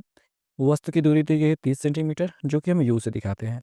वस्तु का आकार दिया गया है जिसको हम ओ से दिखाते हैं, कुछ लोग इसे H1 से भी दिखा देते हैं, कोई बात नहीं है। और प्रतिबिंब का आकार दिया है जिसको इमेज आई पर इमेज से दिखाया जाता है, कुछ लोग H2 से दिखा देते हैं। अब इसकी फ़ोकस दूरी याद करनी है। अब देखिए, बात ये होती है कि चूँकि ये दर्पण है और साथ ही साथ उत्तल दर्पण है, तो उत्तल दर्पण का प्रतिबिंब कुछ इस प्रकार देखिए, उत्तल दर्पण ऐसा होता है, ये अपना मुख्य अक्ष हो गया, वस्तु को यहाँ पे कहीं रखोगे और इसका प्रतिबिंब हमेशा सीधा आभासी वस्तु से छोटा दर्पण के पीछे बनता है, ठीक है? यू की वैल्यू यहाँ पे माइनस में होएगी और वी की वैल्यू इधर की ओर माइनस में रहेगी। ये मामला होता है, ठीक है? इतना मामला हो गया। तो हमें जितना भी चीज़ें दी गई हैं, उससे हमें पहले बात तो, चूँकि हमें वस्तु का आकार और प्रतिबिंब का आकार दिया है और वस्तु की दूरी दी गई है, तो इससे हमें पहले v की वैल्यू निकालनी पड़ेगी, तभी जाके हम फ़ोकस दूरी को निकाल सकेंगे। तो फ़ॉर्मूला क्या होता है? देखिए, आवर्धन m बराबर जो होता है, वो होता है I upon O, I upon O बराबर माइनस v अपॉन u, यही फ़ॉर्मूला होता है। चूँकि ये दर्पण है, इस वजह से यहाँ पे माइनस लगा हुआ है। लेंस होता तो माइनस नहीं लगता। लेंस का सूत्र अलग होता है, दर्पण का सूत्र अलग होता है। अब देखिए, चूँकि ये दोनों सीधे ही थे, तो ये दोनों की वैल्यू प्लस में ही रखी जाएगी। आई की वैल्यू जो 2.5 है, हमने प्लस में रख दी है, और ओ की वैल्यू जो 10 है, वो नीचे रख दी है। माइनस वी रखा है। यू की वैल्यू देखेंगे, यहाँ पे जो 30 सेंटीमीटर है, वो माइनस में 30 सेंटीमीटर हमेशा रहेगी, मतलब माइनस में ही रखी जाएगी, क्योंकि वस्तु की स्थिति को, यानी वस्तु की दूरी जो होती है, वो माइनस में ही रखी जाती है। माइनस माइनस से कट जाएगा और ये 10 से काट देंगे, ये 0 कट जाएगा, मतलब, और 3 से इधर गुणा कर देंगे, 25 तिया 75, यानी 7.5 मिल जाएगी वी की वैल्यू, और प्लस में मिल जाएगी, जैसे कि हमने आपको दिखाया था कि अपना जब दर्पण ऐसे बनता है, प्रतिबिंब यहाँ की ओर बनता है, तो ये प्लस में रहेगा। तो 7.5 याद रखेंगे। आगे हमें फ़ोकस दूरी निकालनी है, तो 1/f बराबर होता है 1/v प्लस 1/u। देखेंगे, बात ये है कि ये जो प्लस का निशान दिखाई दे रहा है, अगर ये लेंस होता तो इसलिए प्लस की जगह पे माइनस होता, ठीक? अभी ये दर्पण है तो इसलिए ऐसे ही रहेगा। 1/v, v की वैल्यू हमको 7.5 मिली थी, वही हमने रख दिया, प्लस ऐसे रख दिया, और u की वैल्यू अपनी यही जो 30 है, ये -30 रखनी होती है, साधारण सी बात है, क्योंकि हमेशा v की वैल्यू u की वैल्यू माइनस में ही रखाएगी, हमेशा। अच्छा, इस माइनस की वजह से ये जो प्लस है वो माइनस बदल जाएगा, तो ये माइनस हो गया। दशमलव हटा देंगे, 0 बढ़ा देंगे, और ये कट जा रहा है 5 से, 5 दूनी ये 10, और 5 से काट देंगे 25, ये 75 होता है ना सर? 15 पचे 75 होता है। अरे 5 से काटना है, 15 पचे 75, 5 के 5, हाँ, 25 दिए 75, 15 पचे 75, ये हो गया। तो 15 और ये दिखाई दे रहा है 30, सॉरी 15 30 दिखाई दे रहा है, इनका एलसीएम कितना होगा? अपना 30 होगा। 15 दूनी 30, तो ऊपर 2 से गुणा, यहाँ पे 2 पहले से है, 2 दूनी ये 4 हो जाएगा, और यहाँ पे माइनस है, और 30 का नाम 30, तो ऊपर 1 से ही गुणा, मतलब 1 से गुणा होगा तो 1 मिल जाएगा। 4 में से 1 घट जाएगा, कितना बचेगा? 3, 3/30 है, और 3/30 में 3 से आप 30 को काट देंगे तो 10 मिल जाएगा। तो ये सब चल रहा था, 1/f बराबर निकाल रहे थे ना, तो 1/10 मिला हुआ है, तो उलट देंगे तो f बराबर 10 सेंटीमीटर मिल जाएगा, जो कि प्लस में रहेगा। अब चूँकि यहाँ पे उत्तल दर्पण है, उत्तल चाहे दर्पण हो चाहे लेंस हो, फ़ोकस दूरी प्लस में रहेगी, और अवतल में चाहे दर्पण हो या चाहे लेंस हो, फ़ोकस दूरी माइनस में रहेगी। तो मेरे ख्याल से समझ में आ गया होगा। ओके, तो आइए देखते हैं कथन निष्कर्ष के कुछ प्रश्न दिए गए हैं और कथन को ऊपर कर लेते हैं क्योंकि इसके निर्देश में कुछ ख़ास बातें तो होती नहीं है, कथन निष्कर्ष में कथन बनाओ बस अपना काम हो जाएगा। चलिए देखते हैं, इसमें कहा जा रहा है कि कुछ बर्तन मिट्टी हैं। देखिए यहाँ पे कुछ वाला बर्तन मामला होता है तो कुछ वाला ऐसे चलता है। तो यहाँ पे ये बर्तन है, ये बर्तन और ये हो गया मिट्टी, ठीक? मिट्टी बना दिया। कुछ फूल मिट्टी हैं, एक और सर्कल जो मिट्टी से कनेक्टेड होगा, ये फूल वाला मामला रहेगा।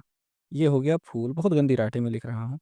और सभी मिट्टी कीड़े हैं, जितनी भी मिट्टी बनी हुई है, ये जितनी मिट्टी है यही वाली मिट्टी, वो कीड़े हैं। अर्थात एक सर्कल ऐसा बनेगा जो मिट्टी को अपने अंदर रखेगा और फूल और बर्तन से ज़ाहिर-सी बात है, वो सामान्य-सी बात है, वो टच होगा ही होगा, उसको आप अलग नहीं कर सकते, वो टच होगा ही होगा। तो अब ये मामला क्या हो गया, ये हो गया कीड़ों वाला, ये कीड़े हैं। तो बन गया हमारा। चलो लिख दिया हमने।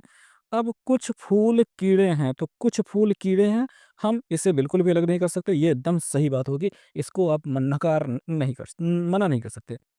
आगे देखते हैं, कुछ बर्तन फूल हैं, कुछ बर्तन फूल से कनेक्शन इनका बन भी सकता है और नहीं भी बन सकता है। इसका मतलब क्या है, बर्तन जो है वो फूल हो भी सकते हैं और नहीं भी हो सकते हैं। इसका मतलब अगर कहेंगे कि कुछ बर्तन फूल हैं, तो भी गलत है और अगर गलती से इसने कह दिया कि कुछ बर्तन फूल नहीं है, तो भी गलत है। दोनों स्थितियों में गलत है। तो ये वाला हिस्सा गलत है, यानी निष्कर्ष नंबर 1 ही आपका फ़ॉलो करता है, वही आपका एकदम सही वाला मामला है। विकल्पों को आइए देखते हैं। विकल्पों में कहा गया, देखिए यहाँ पे आपको देखने को क्या मिल जाता है कि निष्कर्ष 1 पालन करता है, यही अपना सही जवाब है। अगला प्रश्न देखते हैं, अगला प्रश्न क्या है कि एक कक्षा में कुछ परीक्षार्थियों ने उनके अंकों के आधार पर अलग-अलग स्थान प्राप्त किए। परीक्षा में ऐसा हो गया।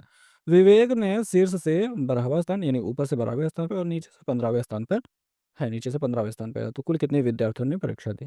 देखो मामला ये क्या है, ये बहुत आसान प्रश्न है और जब भी ये श्रृंखला वाला प्रश्न बनता है, एक पंक्ति वाला प्रश्न बनता है, एक लाइन में जब ऐसे मतलब रैंकिंग वाला प्रश्न इसे कहा जाता है, तो भैया इतना सा याद रखेंगे, जब भी आपको ऊपर से और नीचे से दोनों का मान दिया गया हो, तो 12 और 15 जोड़ देंगे और उसमें से एक अगर घटा देंगे, तब आपको मिल जाएगा कुल लाइन में कितने लोग खड़े हैं या फिर जैसे कि इसमें परीक्षार्थियों की संख्या पूछा जा रहा है, तो ये मिल जाएगा।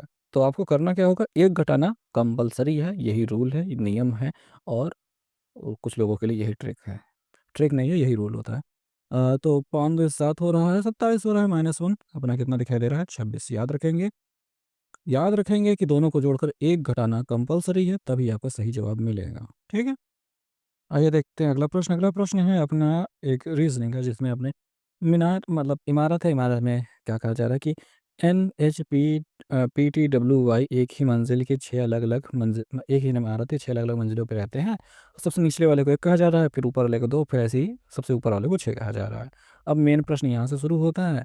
अब देखो, यहाँ पे कह रहे हैं कि एच किसी विषम क्रमांक वाली मंजिल पर रहता है और किंतु मंजिल क्रमांक 3 पर नहीं रहता। देखो भाई मामला देखो इसको ऐसे बनाना, जब भी एग्ज़ाम देना है, पेपर में हल करना है तो इसमें 2 कंडीशन बन रही है तो उसको जल्दी से बनाओ। देखो 1, 2, 3, 4, 5, 6 ऐसे हो गया। 1, 2, 3, 4, 5, 6 ऐसे 2 कंडीशन बन गई। ठीक है? अब कह रहे हैं एच विषम क्रमांक पे रहता है तो एच यहाँ पे भी रह सकता है और एच यहाँ पे भी रह सकता है 2 स्थितियों में 1 और 5 पे रह सकता है। लेकिन कह रहा है कि 3 पे नहीं रहता तो 3 वाला छोड़ देते हैं। आगे देखेंगे एच और एन के बीच केवल 2 व्यक्ति रहते हैं। अगर एच यहाँ है 2 व्यक्ति छोड़ करके एन को यहाँ बिठा दो। एच यहाँ रहता है तो इसके ऊपर तो कोई रह नहीं सकता। 2 व्यक्ति छोड़कर नीचे एन को यहाँ बिठा दो। हो गया? ऐसे-ऐसे बिठाना है। पी और पी एन के ऊपर किसी विषम क्रमांक वाली मंजिल पे रहता है। पी जो है एन के ऊपर पी किसी विषम पे रहता है, यहाँ पे पी बिठा दो। एन के ऊपर किसी विषम पे पी रहता है तो यहाँ पे बिठा दो। देखो दोनों कंडीशन पे हमने दोनों में बना दिया। इसमें यहाँ पे पी भी बिठा दिया, यहाँ पे इस पे पी को बिठा दिया। कहीं न कहीं बिठाना है, बैठ गया, मंजिल पे रहता है। तो पी और टी के बीच में केवल 2 व्यक्ति रहते हैं। पी और टी के बीच में देखो, पी यहाँ पर है तो उसमें 2 व्यक्तियों को हटा कर छोड़ करके नीचे टी को हम बिठा पा रहे हैं, ऊपर तो हो नहीं पाएगा और यहाँ पे देखिए पी यहाँ पर है तो नीचे हो नहीं पाएगा, 2 छोड़ कर के ऊपर टी को बिठा पाएँगे, यही मामला बन पाएगा। तो टी हमने ऊपर बिठा दिया है। ना तो टी ना ही डब्लू सबसे ऊपरी मंजिल पे रहते हैं। तो अगर इस श्रृंखला में टी सबसे ऊपर है तो ये श्रृंखला ही अपनी गलत हो गई है। अब इसमें देख लेते हैं, ना तो पी ना तो डब्लू ऊपर रहते हैं और डब्लू ऊपर नहीं रहता तो डब्लू को नीचे बिठा दो। डब्लू को नीचे बिठाने के बाद में जो कोई बच जाएगा वो यहाँ पे वाई का ज़िक्र नहीं हुआ था, तो वाई यहाँ पे बैठ गया। प्रश्न क्या है, टी के नीचे कितने व्यक्ति रहते हैं, तो टी यहाँ पे रहता है, टी के नीचे कितने व्यक्ति हैं, केवल एक व्यक्ति है। तो ये हो गया आपका उत्तर, ठीक है। तो बस यही याद रखेंगे कि प्रश्न बहुत अच्छा रहे, मतलब अच्छा था, ऐसे ही कर पाएंगे। एक जीएस का क्वेश्चन देख लेते हैं, जैन धर्म में तीर्थंकर किसे कहते हैं, तो उसका सही जवाब है धर्म का रक्षक एवं आध्यात्मिक शिक्षक, जो मोक्ष या मुक्ति का मार्ग बताता है, यही होता है तीर्थंकर। तीर्थंकर, ठीक है। वह व्यक्ति जो ईश्वर और एक आत्मा में विश्वास करता हो, पुनर्जन्म में विश्वास रखता है, दुनिया भर की बहुत सारी चीज़ें हैं। जब आप इसमें पढ़ोगे तो आपको समझ में आ जाएगा कि क्या सही होता है, क्या गलत होता है। चलो दोस्तों, अगले वाले प्रश्न को हम बताते हैं। अगला वाला प्रश्न कोडिंग डिकोडिंग से, और मैं आपको बता दूं कि जब भी इस प्रकार का प्रश्न हो, इस प्रकार का प्रश्न छोड़ो, आपको क्या करना है कि जब भी आप पेपर देने जाओ, अपना जो सीट मिलता है उसमें ए से जेड तक एक लाइन से दंड से, मतलब एग्जाम शुरू होने से पहले ही लिख डालो। इससे कोडिंग और डिकोडिंग के प्रश्न बहुत आसान हो जाते हैं, सब इजी हो जाता है, टाइम बहुत कम लगता है, और ये नकल बिल्कुल भी नहीं है। और कोडिंग डिकोडिंग के कम से कम 5 से 6 क्वेश्चन आ जाते हैं, जितना आप एवरेज टाइम लगाते हैं उससे कम टाइम लगेगा अगर आप एबीसीडी पहले से लिख के रखे रहोगे तो। और हाँ, ध्यान देने वाली बात यही है, पक्की बात यही है कि एग्ज़ाम शुरू होने से पहले ही, क्योंकि आपको जब पेपर दिया जाता है तो पेपर शुरू होने से 5 मिनट पहले आपको कागज़ दे दिया जाता है, और कलम तो पहले ही दे दी जाती है। तो आपसे कहा जाता है कि नाम और रोल नंबर उस पे लिख डालो। नाम और रोल नंबर लिख ही डालोगे, उसके बाद ही आपको एबीसीडी भी लिख डालनी है। अभी फ़िलहाल मैं एग्ज़ाम दे के आया हूँ, कुछ एग्ज़ाम मैंने दिए हैं, तो उसमें मैंने यही किया है। और कोडिंग डिकोडिंग के जितने भी क्वेश्चन आए थे, लगभग 7-8 क्वेश्चन हर पेपर में आते हैं, तो इससे करना बहुत ईज़ी हो जाता है। इसलिए मैं आपसे कह रहा हूँ कि ऐसे ए से इज़ेड तक लिख डालो एक लाइन में, ठीक है? तो उससे क्या होगा, आपने नकल भी नहीं करनी है और आसानी से ये हो भी जाएगा। अब इस देखो, कह रहे हैं कि निश्चित कूट भाषा में इसको ये लिखा जाता है, इसको ये लिखा जाता है, तो इसको क्या लिखा जाएगा? अब ए से सी को देखो भैया, एक छोड़ कर लिख रहा है। एन से के को देखो, एन से के को देखोगे तो 2 छोड़कर पीछे आ रहा है। फिर जी से आई को देखो, जी से आई 1 छोड़ कर के आगे जा रहा है। और आर से ओ को देखो तो आर से ओ 2 छोड़ कर के पीछे आ रहा है। वाई से ए को देखोगे तो वाई 1 छोड़ कर आगे जा रहा है। मतलब पहले क्या कर रहा है, 1 छोड़ कर के अगला वाला लिख रहा है, दूसरे वाले में 2 छोड़ कर के पिछला लिख रहा है। अब देखो थिंक में देख लो, टी से वी बन रहा है, तो टी से वी बन रहा है 1 छोड़कर अगले वाला। एच से ई बन रहा है, एच से ई बनने का मतलब 2 छोड़ के पीछे वाला। यही सेम टू सेम सिचुएशन चल रही है। अब देखो, इसका जब हमको लिखना है तो सी में क्या है, पहले वाले में क्या है, 1 छोड़ कर के अगला लिखना है। सी में डी छोड़ कर के ई लिखना है, तो ई हो गया, ओके। आर में ए 2 छोड़ कर के पीछे वाला लिखना है, आर में 2 छोड़कर पीछे वाला क्या हो गया, ओ हो गया। अगर एबीसीडी लिखे रहोगे तो देख के तुरंत बता पाओगे, इसमें जोड़ना-घटाना नहीं पड़ेगा, कोड याद नहीं करनी पड़ेगी, दिमाग नहीं लगाना पड़ेगा। हालाँकि कोड याद होने चाहिए, ये बात एकदम पक्की बात है कि कोड आपको याद होने चाहिए, लेकिन पर अगर एबीसीडी लिखे रहोगे तो चीज़ें बहुत आसान हो जाएँगी, ठीक है? अब ई हो गया, अब ओ को देख लो, ओ से क्या है, 1 छोड़कर अगला वाला लिखना है।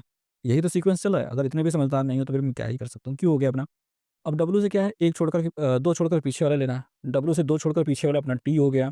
और पी के लिए एन के लिए क्या करना है, अब यहाँ पे हमको ये दिखाई दे रहा है ना अभी, तो एन को एन के लिए क्या करना है, 1 छोड़कर अगला लेना है, तो पी हो गया। तो ईज़िली हो गया ना। यहाँ से जो दिया गया है उसमें क्या हो रहा है वो भी समझना आसान हो गया, और उसके बाद इसका आंसर देना भी आसान हो गया। कब हो गया आसान, जब ए से जेड तक हमने लिख डाला था। ये लिखना बहुत ज़रूरी है, आप पेपर में लिख डालो। और ये भी बात सही है कि एक बार एबीसीडी लिख लोगे तो 60 से 8 क्वेश्चन, अगर आपने ऐसे थोड़ी बहुत लाइनें खींच के, जैसे मैंने अभी खींच कर आपको दिखाई दे रहा है, ऐसे खींच खींच के की ना, तो 7 से 8 क्वेश्चन आप इसी एक वाले में कर लोगे। मतलब एक बार एबीसीडी लिख लिया, 7 से 8 क्वेश्चन इसी एक लाइन में आप देख कर के कर डालोगे। तो आपको दोबारा लिखने की भी ज़रूरत नहीं पड़ेगी, केवल एक बार लिखा काम हो गया। तो मेरे ख़्याल से आपको समझ में आ गया होगा मेरी ट्रिक। अब देखते हैं एक और प्रश्न। ये प्रश्न है अपना गणित। गणित क्या है, रीज़निंग है। रीज़निंग में क्या कहा गया है कि देखिए, यह प्रश्न नीचे दी गई 5 तीन अंक की संख्या पे आधारित है। यहाँ पे देखिए बाएँ से दाएँ ये संख्याएँ 5 दी गई हैं। उदाहरण के लिए अगर 123 लिखा है, उसमें पहला अंक 1, दूसरा अंक 2 है, तीसरा अंक 3 है, ये कहना चाह रहे हैं। सभी संक्रियाएँ बाएँ से दाएँ की ओर जानी चाहिए, इधर से इधर की ओर, कोई भी लफड़ा नहीं करना है। क्वेश्चन के आधार पर वो समझना है। अब उपरोक्त श्रेणी में दूसरी सबसे बड़ी संख्या, दूसरी जो भी सबसे बड़ी संख्या है उसका पहले अंक को सबसे छोटी संख्या के तीसरे अंक से जोड़ने पर क्या परिणाम प्राप्त होता है? बहुत सिंपल सा प्रश्न हो गया है। तो इसमें हमको पहले बात तो देखना है दूसरी सबसे बड़ी संख्या का पहला अंक। दूसरी सबसे बड़ी संख्या पहले खोजनी है। तो सबसे बड़ी संख्या तो ये हो गई, दूसरे नंबर पे सबसे बड़ी संख्या ये हो गई, तीसरे नंबर पे, चौथे नंबर पे, पाँचवें नंबर मतलब सबसे छोटी संख्या तो ये हो गई। और पहला ये, इसको हमको ज़रूरत नहीं है, हमें इसकी ज़रूरत है। अच्छा, इसमें कह रहे हैं दूसरी सबसे बड़ी संख्या का पहला अंक। पहला अंक इसमें क्या दिखाई दे रहा है? 5 दिखाई दे रहा है, तो 5 लिख लिया। और सबसे छोटी संख्या 186, इसका तीसरा अंक क्या है? 6 है। जो 6 है, 6 को जोड़ने पर हमको जोड़ना था, 6 5 कितना होता है? 11 होता है। तो ऐसे इस प्रश्न का उत्तर मिलेगा। इस प्रश्न में आपको बड़ा-सा प्रश्न दिया गया है, दिमाग लगाने के बाद कह रहा है, अगर आप डर गए तो फिर डर गए और नहीं डरे तो आपने निपटा दिया। चलो अगला प्रश्न देखते हैं, बहुत ही आसान प्रश्न है, निम्नलिखित में कौन-सी संख्या 4 से विभाज्य है? 4 से विभाज्य होने के लिए संख्या के सबसे पीछे के डबल अंक देखने हैं। जो भी अंक 4 से कट जाएँगे, वही वाली संख्या 4 से कट जाएगी। जैसे 23 4 से नहीं कटता, तो नहीं कटेगी।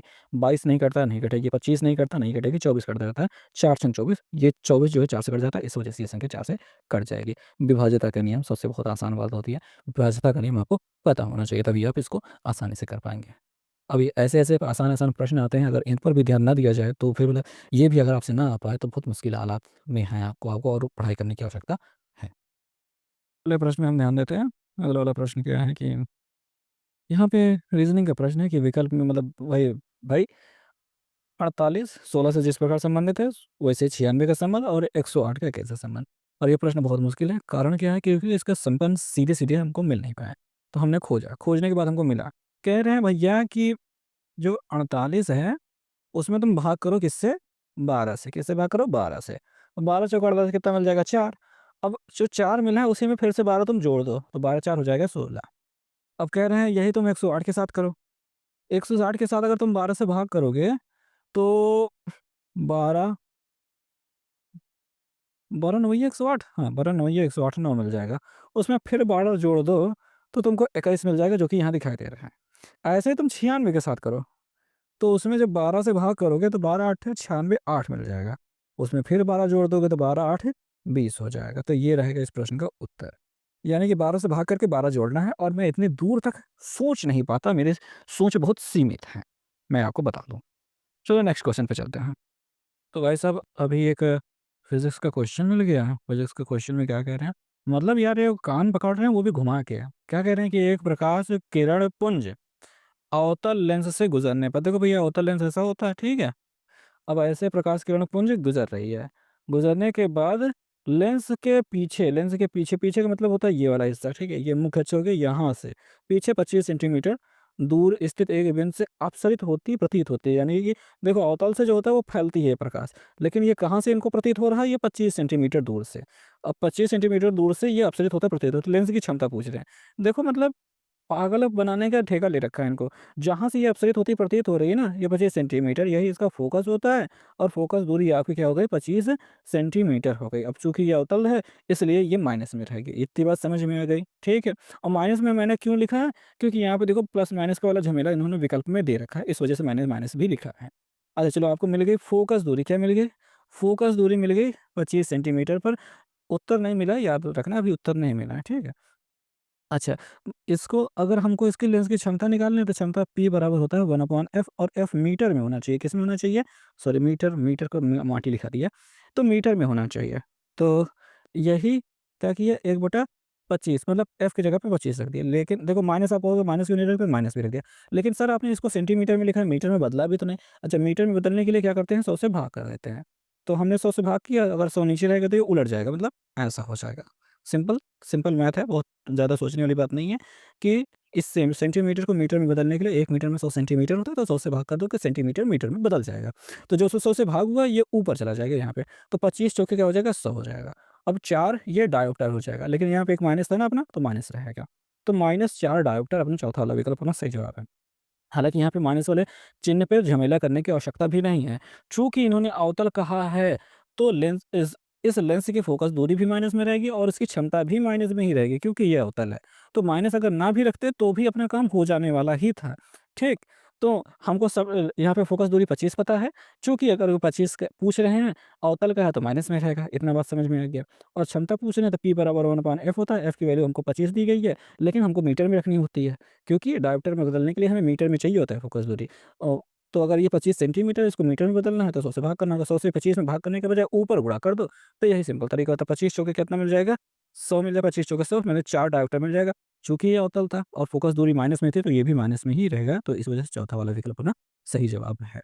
स देखते हैं अगला क्वेश्चन में कहा जा रहा है, मतलब कथन निष्कर्ष से एक प्रश्न है। चलिए बड़ा कर लेते हैं।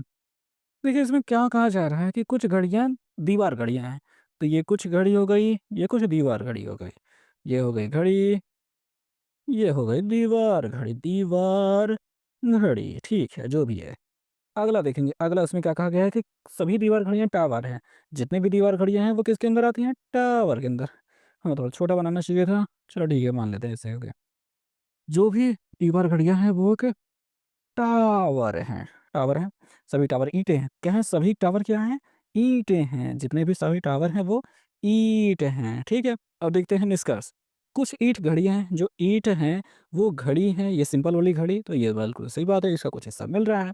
दूसरा देखते हैं, कुछ दीवार घड़ियाँ ईंटें हैं। दीवार घड़ियाँ जो कि पूरी की पूरी ईंटों के अंदर हैं, वो दीवार घड़ियाँ सभी दीवार घड़ियाँ भी ईंटें हो सकती हैं और कुछ दीवार घड़ियाँ भी ईंटें हो सकती हैं, ये भी अपना एकदम सही है। इसमें भी दोनों में ही सही हो सकता है।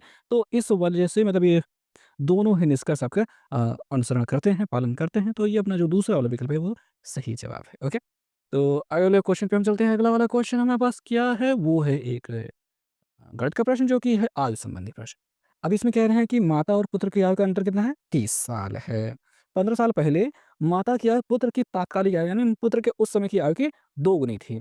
तो माता की वर्तमान आयु ज्ञात कीजिए। अब देखिए इस प्रश्न में चूँकि अंतर दिया गया है 30 साल का और 15 साल पहले दुगुनी थी, इतनी सी बात कही है तो हम बिना एक्स माने विकल्प से भी कर सकते हैं। जैसे 45 मान लीजिए सही जवाब अगर होता, जो कि माता की आयु पूछ रहा है वो भी वर्तमान वाली अबही वाली आयु, तो 15 साल पहले दुगुनी थी कि नहीं थी? ये बात तो सही है, 15 साल पहले दुगुनी थी। अब देखो, जो वर्तमान आयु का अंतर है, वो 15 साल पहले भी आयु का अंतर उतना ही रहेगा और 15 साल बाद भी अंतर वही रहेगा। अंतर में चेंजेस नहीं आते हैं।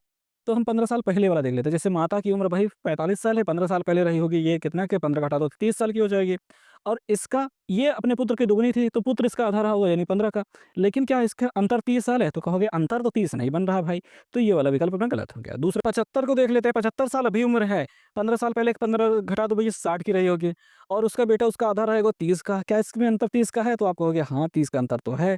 तो इस वजह से ये अपना दूसरा विकल्प सही हो गया। ऐसे ही 90 और 60 में जब करोगे तो ये नहीं बन पाएगा। तो ये इस प्रकार से अपना यहाँ पे दूसरा विकल्प सही हो जाता है। ठीक है? चलो लास्ट क्वेश्चन पे हम चल लेते हैं। लास्ट क्वेश्चन अपने पास है 100 नंबर क्वेश्चन इस पेपर का। क्या और ये अपना रीज़निंग का ही है। रीज़निंग का मैथ वाला हिस्सा है। संख्या इतनी बड़ी सी दी गई, प्रत्येक विषम में 2 से गुणा किया जाए और प्रत्येक सम अंक में 1 जोड़ा जाए। तो इस प्रकार बनी नई संख्या के सबसे बड़े अंक और सबसे छोटे अंक का अंतर कितना होगा? बड़ा काफ़ी लफड़े वाला सवाल है। देखिए भैया 6 है, 3 है, 1, 1, 6, 2, 4 है। जो विषम अंक है 2 से गुणा, सम अंक में 1 जोड़ा जाए। विषम में 2 से गुणा, पहली बात तो ये सम है, इसमें 1 जोड़ा जाए तो 7 हो जाएगा। विषम है 2 से गुणा 6 हो जाएगा। विषम है 2 से गुणा 2, 2 से गुणा 2, 6 है तो इसमें 1 जोड़ देंगे 7 हो जाएगा। सम है उसमें 1 जोड़ देंगे तो 3 हो जाएगा। सम है 1 जोड़ देंगे तो 5 हो जाएगा। इसमें कह रहे हैं सबसे बड़े अंक, सबसे बड़ा अंक हमको 7 दिखाई दे रहा है और सबसे छोटा अंक हमको 2 दिखाई दे रहा है। इनका अंतर कितना हो जाएगा? 5 हो जाएगा। तो हमारा चौथा विकल्प अपना सही जवाब हो जाएगा। ओके? तो चलो इसी के साथ पेपर अपना समाप्त हो जाता है। उम्मीद करते हैं समझ में आ गया होगा।